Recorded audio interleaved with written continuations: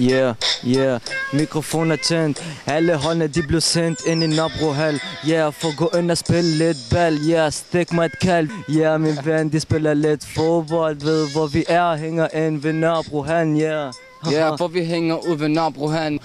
De børn, de har det godt. Jeg vokser op, jeg ved godt, hvor jeg er hen. Men jeg er fra det blok. Du ved ikke, men du regner det stadig ud. Jeg er fra Nørrebrohallen, jeg holder ud. Det er lørdag inden efterårsferien 2010, og der er indskrivning til efterårskoppen i Nørrebrohallen.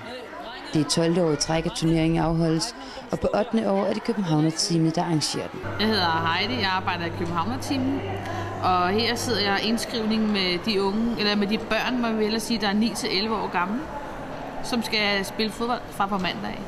Turneringen har været en succes gennem årene. Vi kommer flere og flere til. Vi er allerede oppe på næsten 100 hold nu, og klokken er kun lidt i 4. 105 hold er vi oppe på nu, siger det lige, ja.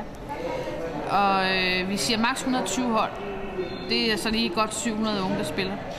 Mange af de ca. 700 unge har deltaget i tidligere turneringer i efterårs-, jule- og vinterferier.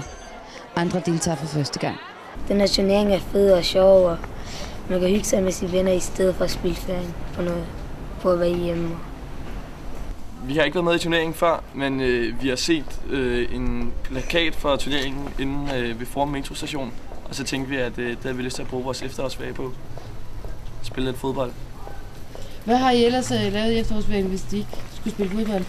Sovet. Lavet intet. Så det er bare drukket. Efter indskrivningen bliver de i alt 117 hold fordelt i puljer, og kampprogrammet bliver lagt på internettet. Sådan har det ikke altid været, fortæller en af dem, der har været med til at arrangere turneringen fra begyndelsen. Mit navn er Samuel Shimi. Jeg leder Københavner-teamet, som er en gadeplansinstitution i Københavns Kommunes socialforvaltning.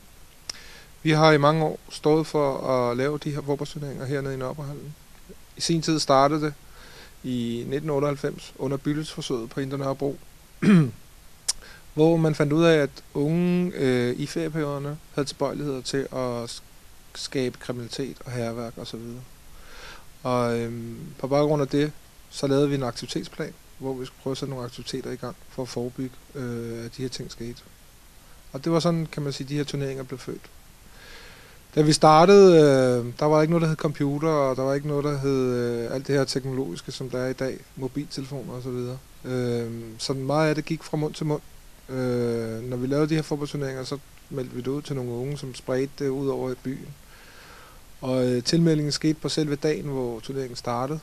Og jeg tror, vi var en 8-10 medarbejdere, som skulle stå for at være dommer, vagter, løse konflikter og samtidig køre et program. Det gjorde vi et par år, og efterhånden så er det blevet udbygget til at blive større og større og større. Da gadeplansmedarbejdere, klubpædagoger og unge medhjælpere fra hele København mødes mandag morgen, er mødelokalet i Nørrebrohallen helt fyldt op. Velkommen til de nye, og velkommen til de gamle, og velkommen til dem, der er tvunget til at være her. Jeg tænker, vi laver en kort, bare de rejser sig op. Alle vagterne, som er ansat som vagter, rejser op, så folk ved, hvem der er vagter. Det, der er godt for jer, der er vagter, hvis I kunne tænke jer at arbejde inden for det her felt, det er network. Det er alle mulige forskellige institutioner, og mange, der sidder herinde, har fået et job ved at faktisk at være her, og igennem nogle andre og komme ind. Hej, jeg hedder Burak, og jeg arbejder som vagt herinde. Jeg begyndte med at arbejde vagt herinde, fordi dengang jeg var lille, gik jeg selv her og var med til turneringerne. Og jeg synes, det var meget godt at se de ældre, som der var vagt på det tidspunkt, kunne have meget styr på tingene og kunne håndtere sig frem og tilbage. Og se, hvordan det gik. Og det var vi meget glade for, dengang vi var små, og derfor tænkte jeg, at jeg vil gøre det samme for den nye generation af de små. De fleste tror, at når de er fra andre bydele, så skal de have de andre, men sådan er det slet ikke. Vi er omkring 10-13 stykker vagter her i dag, og vi alle sammen arbejder godt sammen, og vi er alle sammen fra forskellige bydele. Og når de små ser, at vi er så mange fra andre bydele, så begynder de også med samarbejde og dropper det der ghetto shit, som de er i gang i. Vagternes primære opgave, det er jo, at de er nok dem, som har mest kendskab til de unge. De repræsenterer de forskellige områder, som de kommer fra selv og bor, og kender de unge fra små til stor. Og de ved, kan man sige, måden de skal håndtere konflikter på, og måden de skal tiltale de unge på. Og de kan også hurtigt opsnuse, om der er optræk til noget ballade eller noget andet. Hvor også gamle medarbejdere, som har været i mange år, den nære kontakt har vi ikke med alle unge. Så det er en stor hjælp i forhold til det. De unge er rollemodeller. Det er nogen, som er i gang med nogle ting. Måske har været i noget af det, som snavs, som nogle af de unge også har af den målgruppen, som kommer i dag. Men de er ligesom kommet videre og kan være forbilleder for de unge om, at det kan altså godt lade sig gøre at komme ud af forskellige ting, som man måske har været involveret i. Jeg hedder Mark Johansson, jeg er fra Lokalpolitiet på Nørrebro. Vi deltager, eller er her til den her fodboldturnering, fordi det er en unik måde for os at møde de unge mennesker på. Så hvis de møder os en anden dag på gaden, jamen, så har de en eller anden relation til os, og så kan vi bedre snakke sammen. Vi har tidligere set, at både vinterferie og efterårsferie har givet en del uro, både om dagen, men også i aftentimerne, fordi der er mange unge, som ikke går i skole. Og der er vi helt sikre på, at en fodboldturnering som det her, det er med til at få engageret de unge til at bruge deres efterårsferie på noget mere positivt. Jeg synes, det er rigtig sjovt og fedt at være her i Nørrebro-turnering, fordi man får mere modstand, end man gør, når man er derhjemme og spiller med sine venner. Og man kommer også til at kende flere venner. Altså, man får også flere venner herovre i Nørrebro. Jeg er rigtig glad for at spille her i turneringen. Det er rigtig sjovt, at man møder nye mennesker og sådan. Det er også rigtig sjovt, fordi man har ikke noget at lave i ferien, og så kan man være sammen med vennerne herude og spille fodbold. Vi har vundet 1 kamp og 1 uafgjort og tabt 1. Så mangler vi 1 kamp tilbage, og vi hedder TMG's Talenter, og jeg synes, det er en rigtig sjov lærer i turneringen, og det vil vi gerne prøve igen. Jeg synes, det gik meget godt. Vi har vundet 2 kampe og tabt den 1. Vi var lidt uheldige først, men vi spillede godt sammen til sidst. Det er en meget fed turnering, I holder her, hvor unge kan samles og spille fodbold. Flere af de unge fodboldspillere er klubløse og har selv sørget for at lave hold og møde op til deres kampe.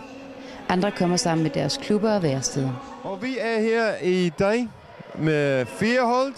Vi spiller fodbold. Det er vores fælles træljer. Det er det, vi gør sammen til i hverdagen derude på Amager. Og det er et rigtig godt måde at møde de unge på og skabe relationer til dem. De synes, det er bare fantastisk. Og de glæder sig, og de ringer til mig, og de banker på min dør om formiddag. Er du klar? Klokken 10 minutter i 8 i morges, mand. Jeg er helt færdig. Put med det. Vi får en god dag, får en kop kaffe og mødes med nogle dejlige mennesker. Klubberne er langt fra de eneste, som Københavner-teamet samarbejder med under turneringen.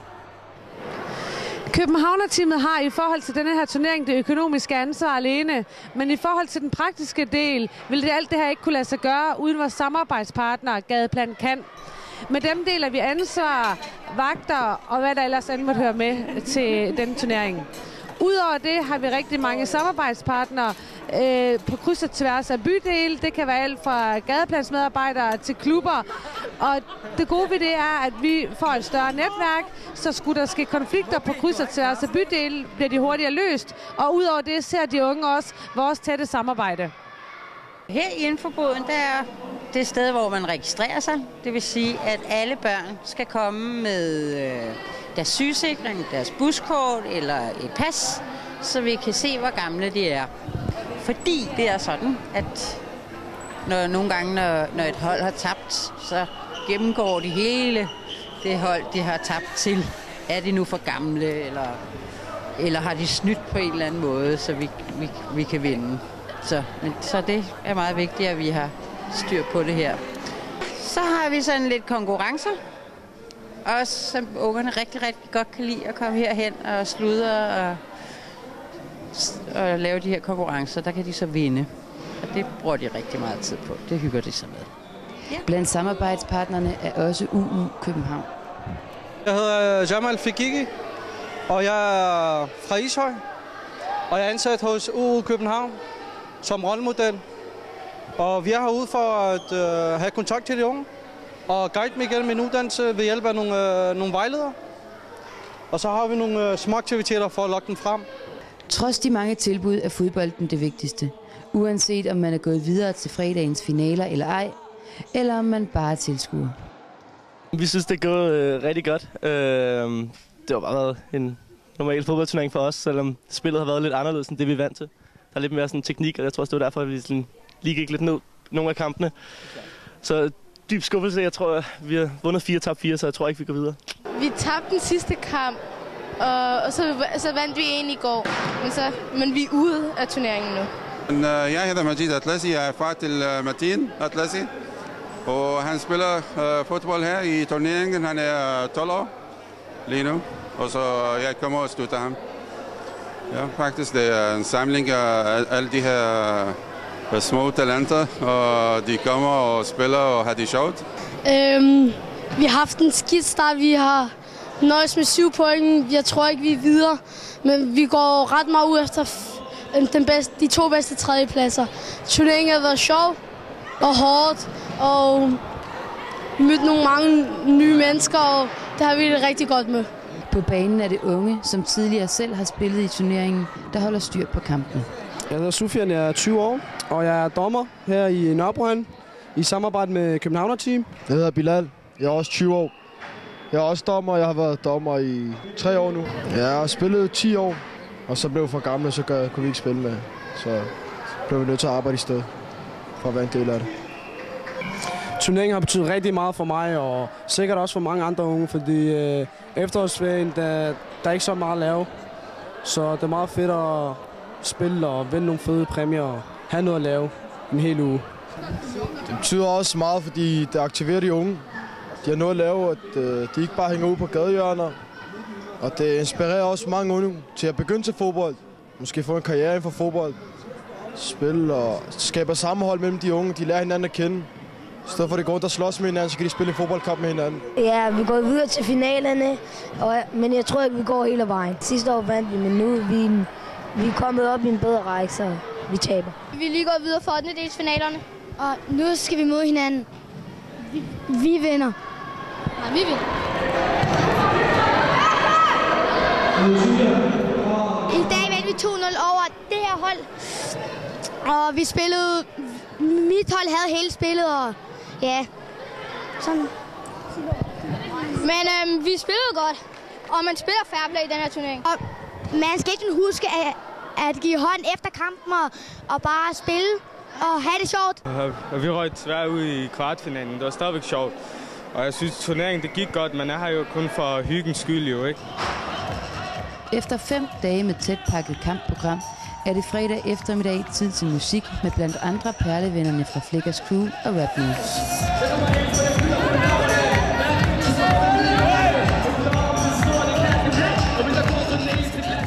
Der bliver overrakt medaljer til de heldige vindere.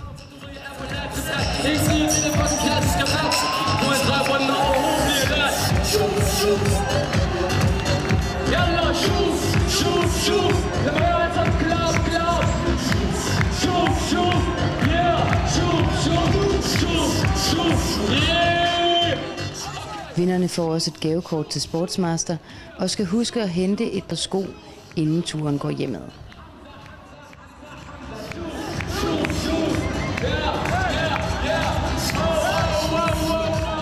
Og så mødes en flok trætte gadeplansmedarbejdere, dommere og vagter, politibetjente, pædagoger og trænere til en sidste samling.